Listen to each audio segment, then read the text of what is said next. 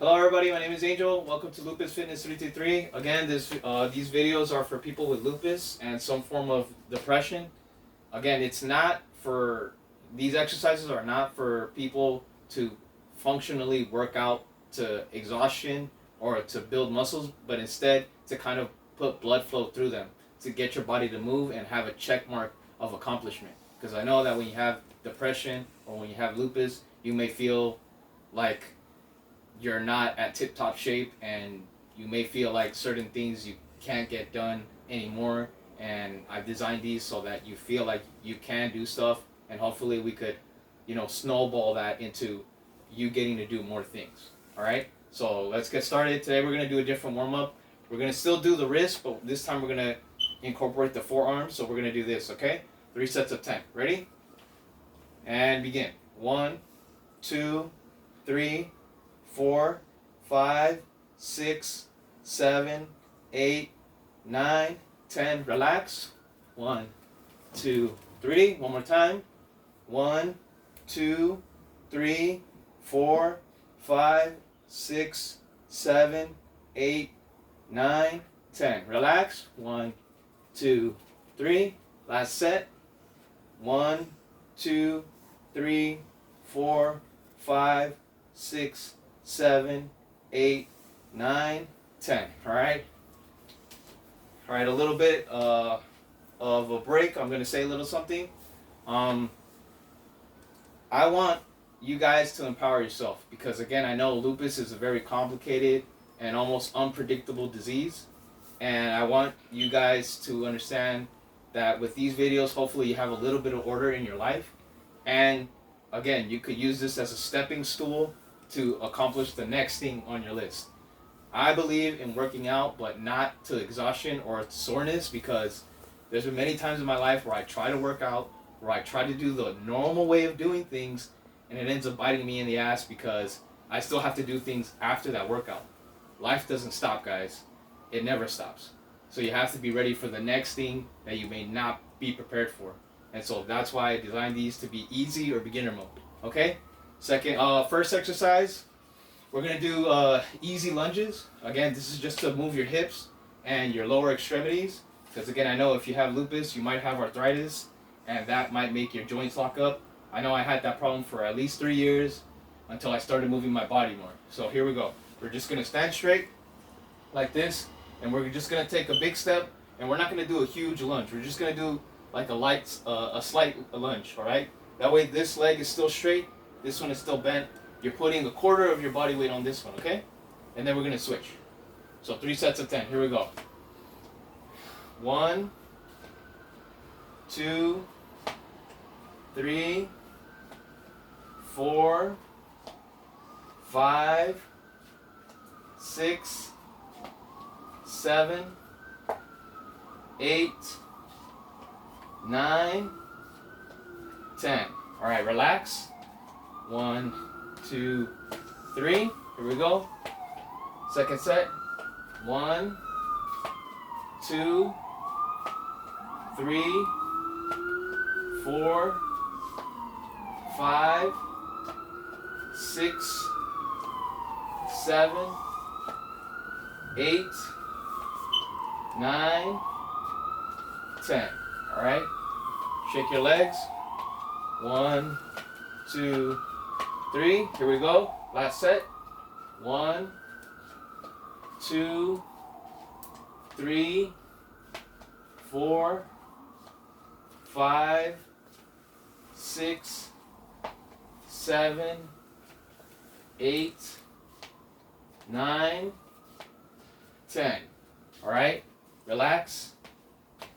Again, I want to reiterate that these exercises are for people with lupus and some form of depression. You don't necessarily need to have either one of those. Again, this is just to help you build a habit of accomplishing one thing a day to help you feel like you can tackle the rest of the day. Just like what Jordan Peterson says, fixing your bed or doing something small that seems insignificant, but as long as you continue that habit throughout the rest of your life or through a 30-day period, it starts to change how you think about things and really just not overcomplicate it with overthinking. Because I also have that problem. and it just complicates life if you overthink things. So just do something simple, check it off, and you'll see how if you do that over a course of a week, how it starts to really change your mind in a positive way. Okay, so, second exercise is we're gonna do a double step to one side and then back. Okay, so here we go. 1,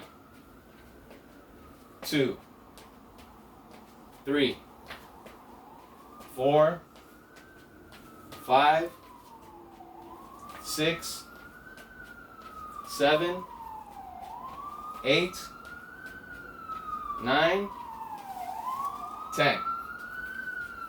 Okay. So another variation of that is keeping your arms out. But again, I don't want you to do it unless you're confident enough in doing this exercise. Again, it's for people with stiff hips. I also had that problem, so that's why a lot of these things seem kind of like that doesn't look like an exercise. But in reality, if you have lupus and you have arthritis, the combination of those two really make this exercise difficult because it requires balance and it requires this muscle to be strong. And in most cases, if you have lupus and it transformed your body, chances are you also lost a lot of muscle mass. So bear with me. If you want to modify it to make it harder, you could do that. If you want to modify it to make it easier, lower the reps, that's fine too. Again, it's whatever makes you comfortable as long as you do it. Thank you. So here we go. Second set. 1, 2, 3, 4, 5, 6, 7, 8, 9, 10. All right, relax. 1, 2, 3. Last set. 1, 2, 3, 4, 5, 6, 7, 8, 9, 10. All right, that's good. Now the last one, I want to do it with a wall, but because of my space and the place that I live in, it's very limited and it's very difficult for me to do that. So we're just going to simulate that there's a wall here. And we're going to do wall push-ups. The reason why we're doing wall push-ups and not on the floor push-ups is for the same reason why we did the last exercise. You may have joint problems. You may not be able to put a certain amount of load on your joints because they stiffen up or they hurt or they rub on each other, bone to bone. That's not a pleasant feeling, and that affects you for 3 days after the initial abrasion. So I know all about that. I don't want you guys to go through that, and for those of you who have, I know it sucks, okay? Because it really starts to affect everything else down the week. So in this case, you don't have to use a wall. I recommend using a wall because it really forces you to see how strong you are and exposing your weaknesses and seeing how you can modify it to make yourself better. But in this case, we're going to simulate a wall, and we're just going to do a regular push-up where we're leaning forward towards the wall and we're going to push ourselves off. That way, not only do you build the forearm strength, the shoulder strength, but you're also building up the finger strength, which is necessary to increase your grip strength because you probably lost your grip strength too. All right? And this way, you're going to regain it. So we're just going to stand forward like this, and we're just going to push and then push back with our fingers and then bring ourselves back. We're leaning forward. So when we push back, you should be naturally leaning back. Okay? So here we go.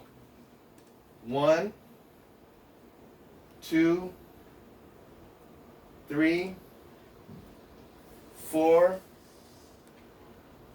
5, 6, 7, 8, 9, 10. All right, guys. Again, it's easier with a wall because you're able to put your weight on the wall, and it's a small percentage. It's like 20% of your body weight, which is not a lot. It's probably like, let's say you weigh 100 pounds, 20% of 100 is 20 pounds. That should not be difficult. If it is, you could lean a little bit back, whatever it is that you could do to make it easier. Okay? So here we go. One more time. 1, 2, 3, 4, 5, 6, 7, 9, 10. All right. Okay, guys, it's okay to have fun with it. I know it's ridiculous that I'm simulating a wall instead of actually using a wall. I had many times where I could have. I just didn't think of the exercise at the time. All right.